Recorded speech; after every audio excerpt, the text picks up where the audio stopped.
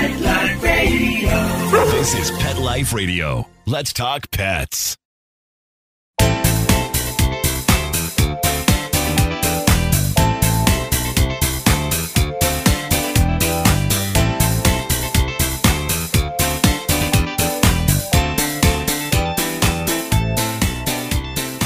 Welcome to Covered in Pet Hair, a boozy show for pet lovers on Pet Life Radio.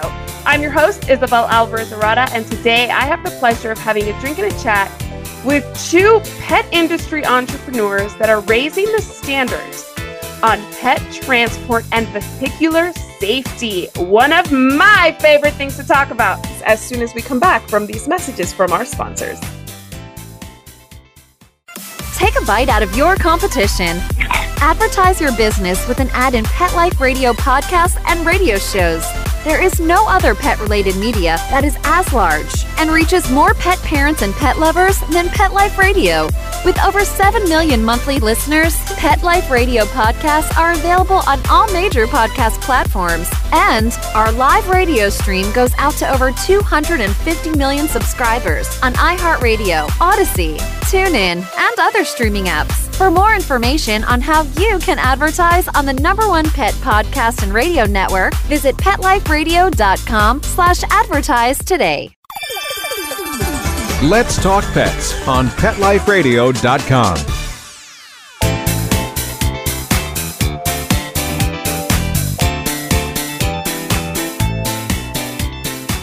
Welcome back to Covered in Pet Hair. I'm your host, Isabel Alvarez-Arata, and today I have the pleasure of having a drink and a chat with pet parents, inventors, entrepreneurs.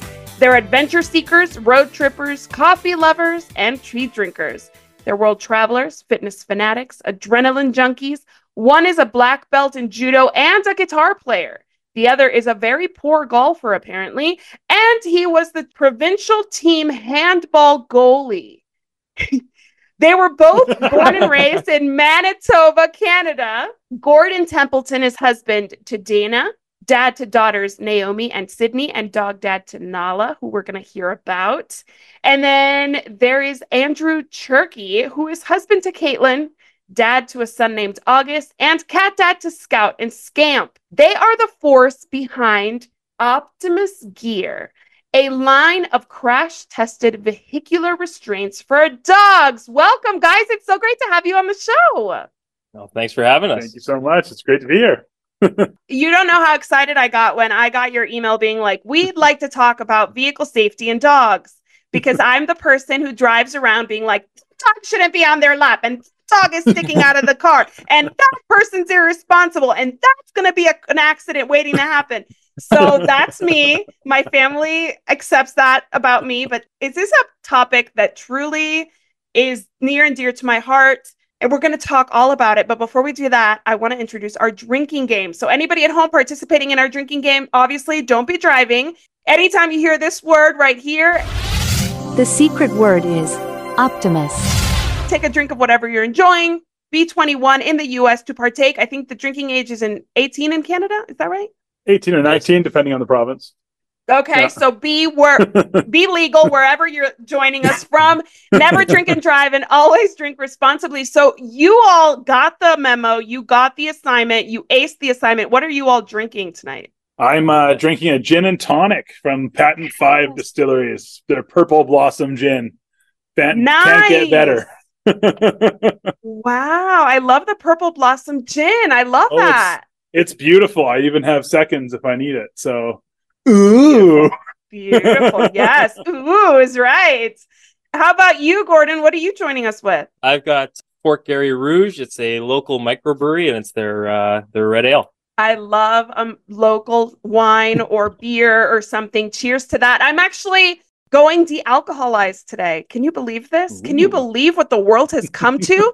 I'm having a Cabernet Sauvignon premium de-alcoholized wine, contains less than 0.5% alcohol by volume. And the only reason I'm having this is because I went and bought a bunch to try, right? Because I'm a mom and sometimes I feel like having a glass of wine, but I don't feel like being tipsy. I don't feel like being tired the next day. And this is just okay. I'm not going to lie. It's not my favorite. I miss the alcohol. Where the hell did the alcohol go? But it is tasty for those people that are, that want to have a glass of wine. It does taste good, but it doesn't have the full experience of a glass of wine. But here, let's toast to you being here and sharing this mediocre wine with me. Cheers. It's actually tasty. I just missed the tannin. The stuff that makes red wine, like that full-bodiedness, the nice long legs. Burn. The legs. Exactly. We got no legs here. Yeah. All of that. I miss it, but it is a healthier option, I guess. And my kids probably appreciate that. All right. So I always introduce the show with a game, and today is obviously no different. I want us to kind of ease into this conversation with a general worldview of dogs, specifically dogs. We're talking dogs today because cats belong in carriers. That's just how it goes. Cats are always safest in carriers. With dogs, people get more creative because dogs come in all sizes. So today's first game is called Dogs in Cars Around the World. And it's basically a true or false game where I'll tell you some trivia. You'll tell me if it's true or false. And it's all about mostly regulation, laws, expectations throughout the world, and some extra little things about how driving with your dog might be dangerous. So are you guys ready to play? Ready as we'll ever be. Yeah. All right. This one is like low-hanging fruit. It is illegal in most countries to transport a dog in a closed trunk. It is illegal that is true. You cannot do that. That is true. You know what? I got this from pets.travel.com. I think it's a UK-based blog. And they said in most countries. So this is not actually the case in all countries, though it should be. Never put your dog or cat or any living, breathing creature in a trunk. Thank you very much.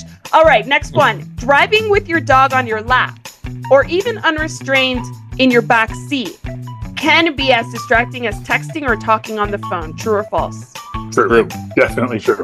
Definitely true. I completely agree. I didn't need the good folks at pets.travel.com to tell me that. I can tell you that from watching the people on the roads in El Paso. But yes, it is true. It's just as bad as texting or talking on the phone, but unfortunately, it's not regulated like those activities are. All right, here we go next. And a lot of it was the United States because I didn't find much about Canada. Currently, the only U.S. state in which driving with loose pets in a vehicle is an animal cruelty law violation is New Jersey. True or false? True. That is true. It is true. Yeah. So law enforcement officers can stop drivers who fail to transport dogs properly, such as having them on their laps, and they can get fines ranging between $250 and $1,000 in extreme cases, which to me is not even enough, but it's a start, right? Step one. Absolutely. Here's the next one. In a few states, the law can be ambiguous whether or not it's allowed to drive with your pet in your lap. True or false? True. Very true. I'm saying it is very true. It is very true. But it's actually false because I said in a few states, but it is almost all states. Almost all states have ambiguous laws when it comes to whether or not it is allowed to have your dog on your lap, in the passenger seat, loose in the car, climbing the walls, body completely thrust out of the window. There are no specific laws. Apparently, in Nevada bans cruel and inhumane methods of transporting animals. Okay, great, but you can fight that having your pet in the back seat is not cruel and inhumane, and it'd still be legal, right? You could argue that in court at this time. You could yeah, it's like, what can I argue in court? If I don't have a law degree and I feel like I could win that case. So come on. Yeah. All right.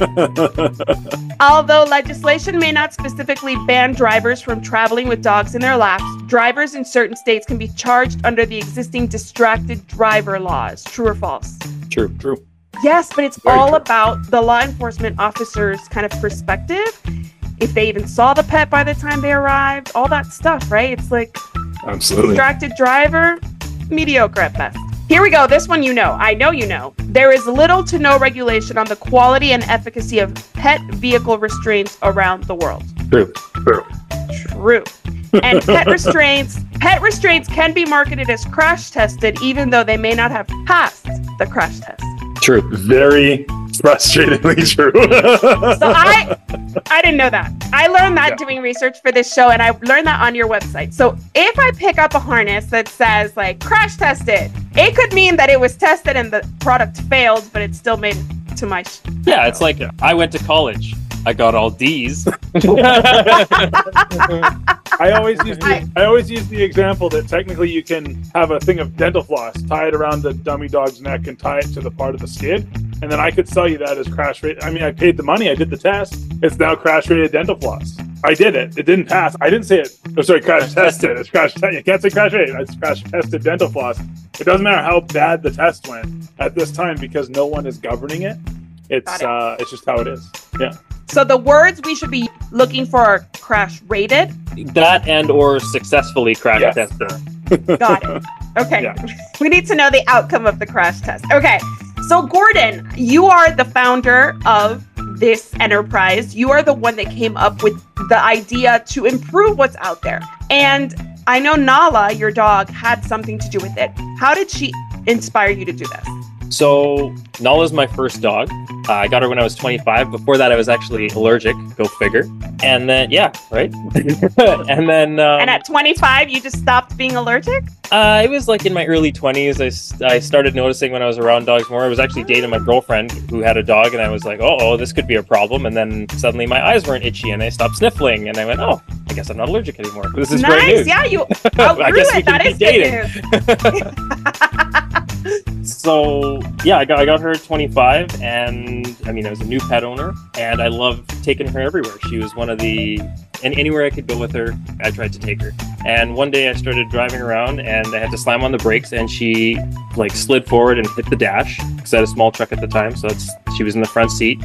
And you look at the situation and go, this is obviously a horrible idea. I'm buckled in and she's not, and she got hurt. And that's what kind of started the whole journey of me looking for products available on the market. I really couldn't fit anything that suited my lifestyle. I wanted something that I could use in the car, out of the car, and not just have like a single use set like a kit that's only good for that, because the reality is it's cumbersome and I probably wouldn't use it, or it's more of a hassle. So I started looking for things, couldn't find them, came up empty-handed, and I'm actually a mechanical engineer, and my mom is a pretty good sewer. So we started brainstorming and kind of came up with our initial product, and that's how the whole sort of journey started. And initially started with Nala and building something for her that I could use for myself and keeping her and my family and myself safe in the car. And then it expanded into being able to accommodate all dogs. So taking that initial product and then scaling it larger and smaller for everybody. And that's really our main mission now, is to initially was to protect my family and her, and it's expanded to protecting all dogs and us trying to save some lives of pets and other people that they travel with. Yeah, absolutely. And the people who are driving by them like me. Okay. So how do you all know each other? And Andrew, when did you join the team, and what is your impression of all this? So Gordon actually grew up with his best friend as my brother-in-law. Yeah. So I was the annoying little brother friend kid who hung around. He's 8 years older? Oh, no, yeah. 8 years older than me. So we grew up knowing each other, and I was actually on vacation. I was in a totally different industry. I was away in Hawaii on vacation. He called me up and said, hey, do you want to meet? I want to run some stuff by you and would love to have you join the team. So I flew home thinking I'm not going to leave my job and, uproot my entire young family's life to do this. And we had a 2-hour meeting that turned into 8 hours. And then Gordon just took me through the process, every step of it, the making of every single component, the unbelievable 7-year journey of what has gone into the product. And I went home, and I won't swear, so I'll say fudge. I went home and said, fudge, sweetie. I think I have to do this. So I thought about it really hard, and I'm fully committed.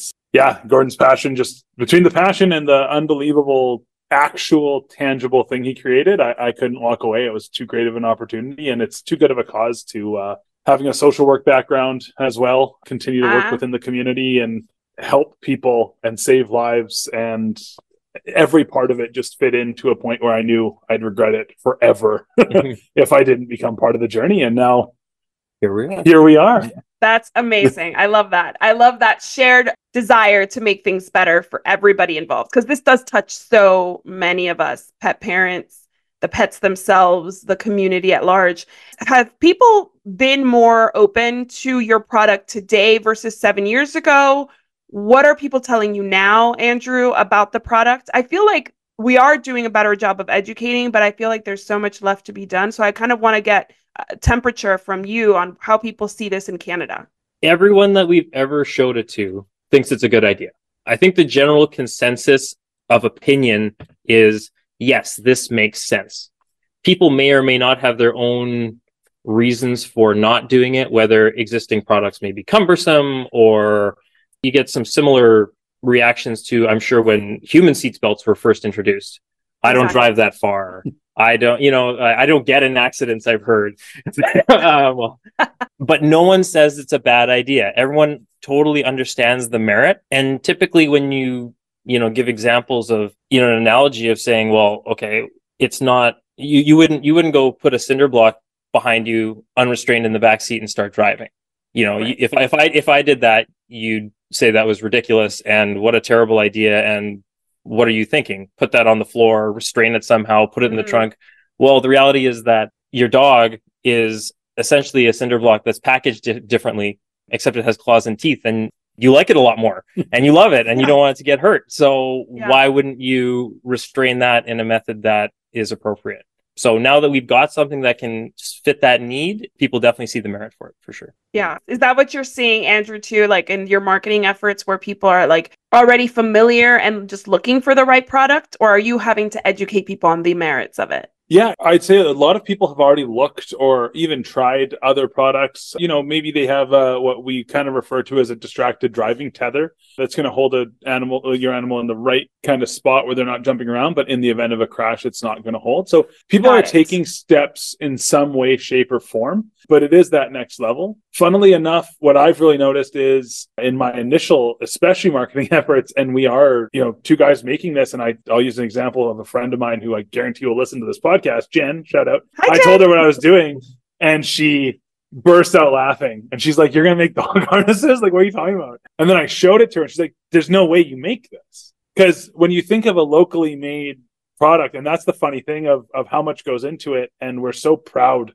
of what it actually is. And once people touch it, once people see it and handle it and see how quickly the buckles are to use, that's another light bulb moment. So the first step is I'm doing something, and then once you get it in your hands, you're like, I'm doing this. And that's been so reassuring through every step of it. Initial phone calls, talks with clients, all the way to receiving, expos, the whole shebang. It's just, the reception has been unbelievable. It's all about, I guess we don't know what we don't know, right? When it comes to these things, we need to be educated on why this is a better product than what we might find down the street. But we don't know anything about it to begin with. We don't know what questions to ask. Sure. I wanted to ask you about Canada's regulations. My sister lives in Spain, and in Spain, you have to restrain your dog. I assume cats are in carriers as well. She's had this dog for 8 years, and it's always been that way. What is the regulation in Canada? There are no regulations. I mean, there are existing laws, such as distracted driving, where, a distracted driving tether, which is probably what your sister is using, would keep them out of the front seat, but again, won't withstand any sort of forces in terms of a crash. And then driving with an unrestrained load is a law. But I think a lot of it is it's hard to enforce when there aren't a lot of solutions for it. How do you enforce the law when, you give me a ticket and it's like, what do you want me to use? And, if a cop says, I don't even know what's out there, well, that's a pretty hard ticket to give, right?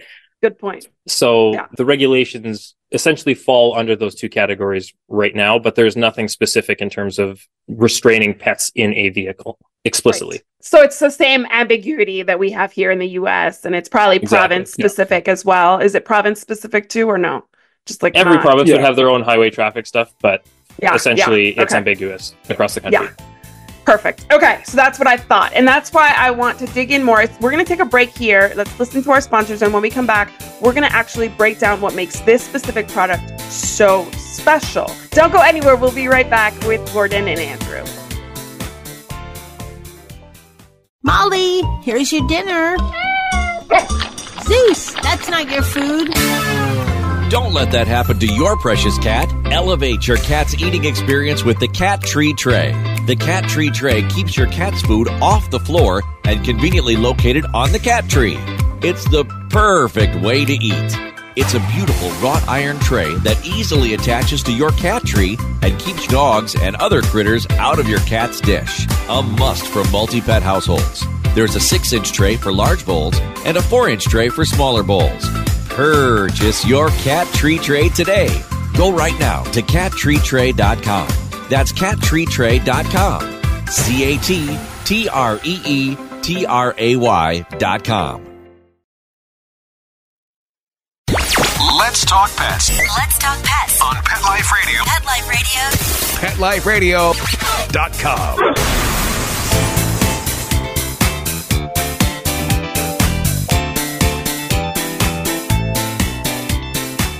Welcome back to Covered in Pet Hair. I'm your host, Isabel Alvarez-Arata, and today I'm having a conversation with Gordon and Andrew, the forces behind Optimus Gear, a pet gear, dog gear, specifically designed for vehicular safety and transport. So, I am a big proponent in securing pets. My cat always travels in a hard shell carrier behind the passenger seat. That is the safest place for a cat on the floor. Not on the seat so that it can tumble off. Right underneath the passenger seat, behind the passenger seat, that's where my cat goes. My dogs, I will admittedly recognize that I have never used anything crash tested, whether it failed or not. I've never looked for that. And I've definitely never used a crash rated product because I didn't realize that that was an option until you all contacted me. So thank you. I want to learn about the product itself. We've obviously talked about it took 7 years of brainstorming and development. You guys have prioritized quality and safety. None of this happens easily. I know from any pet product that you design, a lot goes into it. The final product, we never appreciate just how much thought, effort, and investment went into these things. But I want you guys to play a game with me that's kind of like Shark Tank inspired. I'm going to give you 2 minutes on my clock here. And I'm going to ask you to sell me, if I were a shark on Shark Tank, on why you make the best, the only dog restraint that I should ever use. Are you ready to play? I'm ready to play. All right, here we go. 3, 2, 1, go.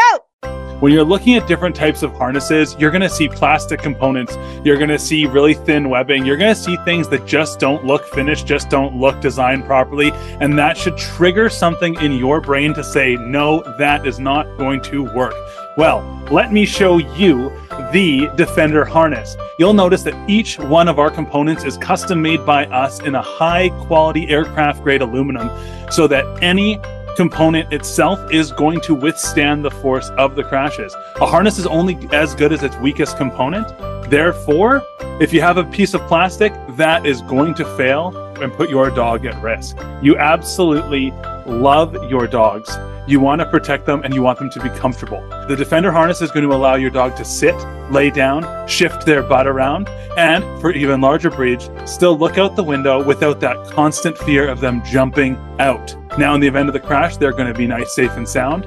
We also offer a ton of versatile attachments. You can use our harness inside the car, outside the car, and it's comfortable for walking, running. And please, if you go anywhere else, you'll come back to us. Wow, that was 1 minute and 22 seconds. Oh, I can keep going. I thought I was out of time. You want to? All right, let's go. Let's go. Tell me more.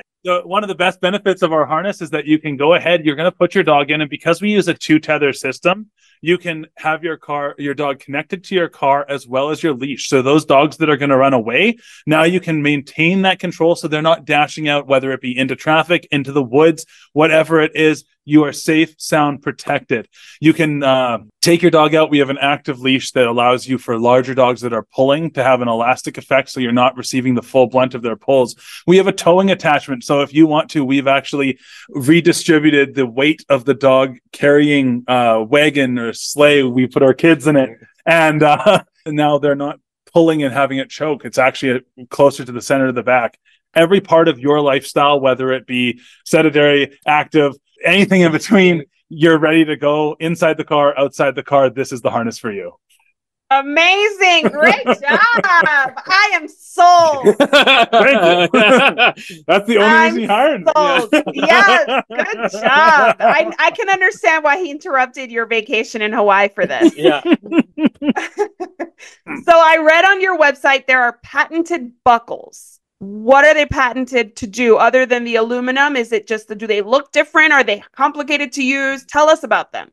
So the whole harness itself has a patent on it, just for the design of it as an entire system. The buckles, there really wasn't any hardware available that could, anything that was out there was either designed for humans, so it's fairly large because it needs to handle, for fall arrest systems or whatever it is, or it was essentially jewelry grade where you'd use it on a handbag or whatever it was. But there was nothing in between in terms of a full spectrum of hardware, like adjusters and buckles and O-rings, D-rings, all these components that existed from a very small size to a very large size as a complete set. That's where the initial mission came from, or one of the challenges in terms of making it was we had the idea, we had the basic concept, none of the components existed. So we had to go make all of the metal components and make the buckles to eventually be used in the system as a whole to make it work. So we had the idea, but the components themselves didn't exist. So we had to go make the components to make the system. And then we have an additional OmniLink, we call it, connector, which is able to connect to our buckles as well as any other standard D-ring, which allows you to then get the full functionality in terms of switching from our harness to our collar to our whatever it may be. The system is designed so it's more like Lego, where whatever you're doing, you can attach different components to it to suit your lifestyle, walking, running, towing, whatever it is. Amazing. I saw this on your website, and you also talked about it, Andrew, that it allows you to do kind of the switcheroo in the safest way possible. So you're taking your dog out. You're not like just leaving them untethered. Yeah, I can kind of take you through it really quickly. It's just the way that we like to have people, once you have your dog fully integrated into the system and using it, which doesn't take long. It's a new behavior that we do help people with how to train and things like this. But once you have that, what you do is you have your dog sit down, you put on our lower tether, which is to the bottom of the harness, closer to your dog's bum, and then, or middle back, I should say, it's not that low. And then the upper tether near the shoulders that comes from the seatbelt. So whether you want to walk from the front D-ring, whether you want to walk from the shoulder buckle or the lower back buckle, you can always hook your leash up. And that way, like I said before, you have your 2 points of contact, because it was one of the things that for safety in the car crash, as well as so many dogs run out of the car. It's so dangerous. Yeah. So effectively, you're able to attach your leash prior to releasing them from the vehicle. Yeah. Exactly. And tell me about the crash testing. How does that work? What did it look like? Just for those of us who have no idea how this stuff happens. So the test that we did, it has the same load conditions as a child seat. So it has the same, you're traveling at 50 kilometers an hour and you're coming to a dead stop. The test itself is just like you would see in a human crash test, except you have a crash dummy dog.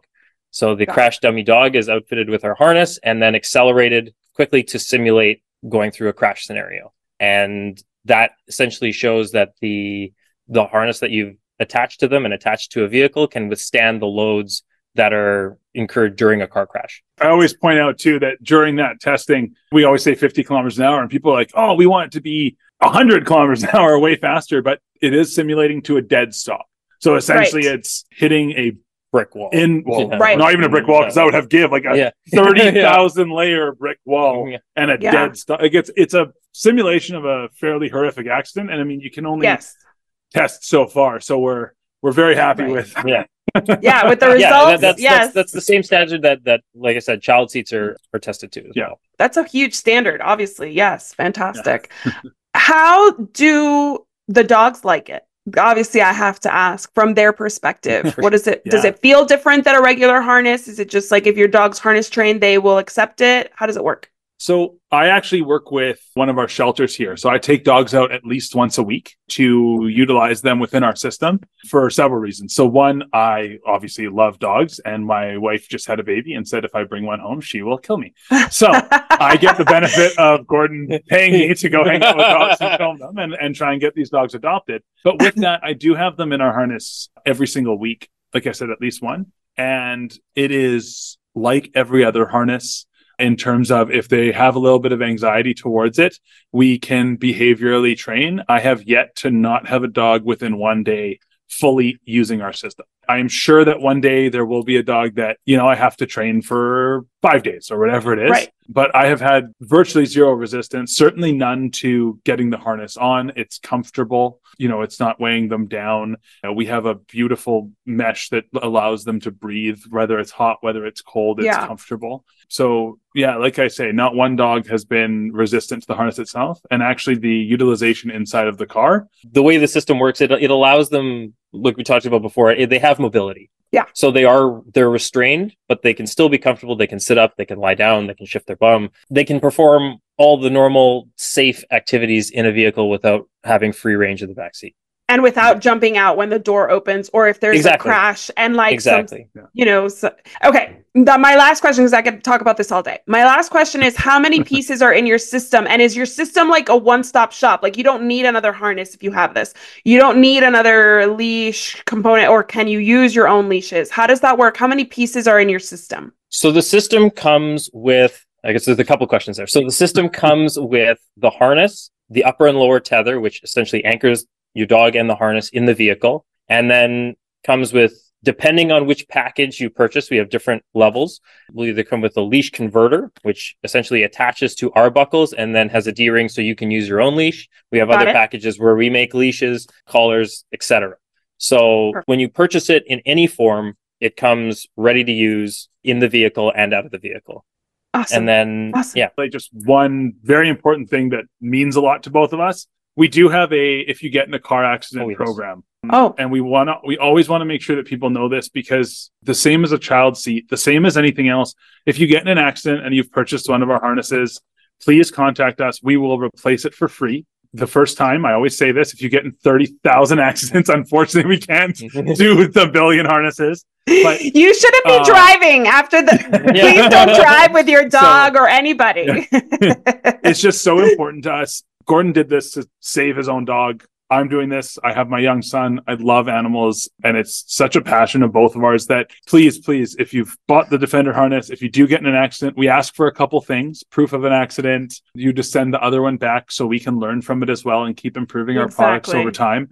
We will honor that. And it's just so important to us that don't be scared to call us. There might be damage that you can't see, and we want you to be fully protected at all times. And it's just from the bottom of our hearts, that's why we're doing this. And we want to make sure that everyone knows that. Yeah, it is similar to a child seat in that way. So if you are in an accident, it's finished. There may be, like you mentioned, imperceptible damage that you can't see. Yeah. And that's why we encourage you to contact us. Don't be scared. Please. Don't use it again. And it's really helpful for you all to see how it did, right? To kind of debrief the accident, see how the product did. I think that's so important. I'm a pet first aid and CPR instructor, and that's what we say. Like, if you ever use these techniques, please debrief us. Please tell us what happened so that we can either improve our manual, our training, or just it reinforces that we're on the right track. So definitely do that. Communication is key. Beautiful. All right. Where am I ordering this for my sister and for my dog? And wait, I will say, I saw on your website, you have a range of sizes. So that's really important for people, because I have a 50-pound dog. My sister's a 15-pound dog. They both are candidates for this, right? For the Defender? Yep. Yes. Currently, we have a small, medium, large, and extra large. And we're currently working on an extra small. You kept mentioning cats. I've been pushing for a cat product because I love my little kitties. And he's obliged. So we're working on it. I was going to ask. It'll be extra small as well. My cat's sleeping over here in the corner, and I was like, I mean, he would love that, because I think, without any other option, we'll put the cat in the crate because there's no other option. But I'm sure he would be so happy looking out the window too. Like, cats deserve a little fun on the road trip too, not just like being enclosed. So yes, I'm with Andrew. We need the cat product at some point. So where are we buying? Where are we buying all these? You can find us at optimusgear.com. That's our website. You can also find me doing ridiculous things on our socials. So Instagram is Optimus Gear Co. Facebook is Optimus Gear. We're on X, and we have a YouTube channel as well, which is where you can find our how to install videos of all of our products and some more commercials and informational stuff as well. Amazing. Well, I want to propose a toast to you guys for revolutionizing such a basic and important pet product. Cheers. Thank you guys for joining me. I'm so happy you reached out. I also want to propose a toast to my executive producer, Mark Winter. Thank you, Mark, and to our audience for joining us for these awesome conversations, getting to know awesome players in the pet industry. I hope you enjoy them as much as I do. Here's to a life covered in pet hair, because there's no better way to live. Cheers. Cheers.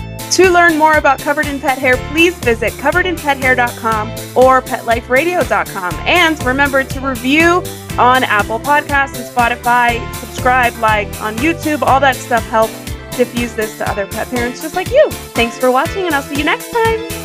Let's Talk Pets, every week on demand, only on PetLifeRadio.com.